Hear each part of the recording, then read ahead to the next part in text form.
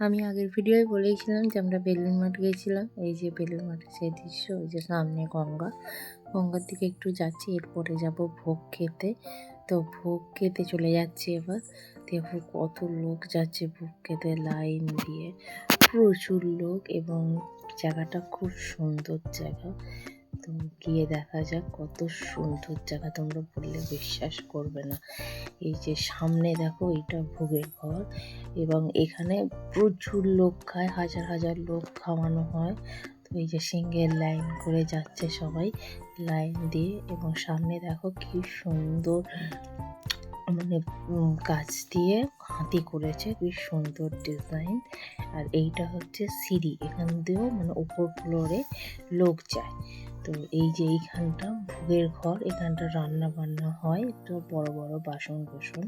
আর এই সেই জায়গা, দেখো কত লোক বসবে, প্রচুর প্রচুর হাজার হাজার লোক বসবে এখানে একসাথে ভোগ খাওয়ার জন্য। এখানে খুব ভালো লাগে, এই জায়গাটা গেলে না মনে একদম শান্তি লাগে। এই যে দেখো আমরা বসে পড়েছি খেতে। এবার দেখো প্রচুর লোক, হাজার হাজার লোক। দেখো এই যে আমরা বসেছি, দেখো পেছনে কত থালা আর গ্লাস, কি সুন্দর পরিষ্কার পরিচ্ছন্ন।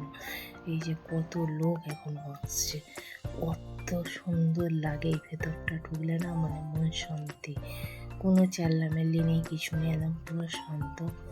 তো দেখো সবাই আমরা প্রসাদ গ্রহণ করতে বসে পড়েছি, হাজার হাজার লোক। এই গ্রাউন্ড ফ্লোর, এই গ্রাউন্ড ফ্লোরে হাজার হাজার লোক ধরে, তার উপরে আরও জায়গা রয়েছে, সেখানে আরও লোক ধরে।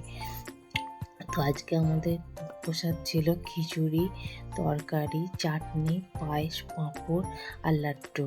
আর এই যে দেখো এখানে হাত ধোয়ার জায়গা, কত কল, দেখো টাটা।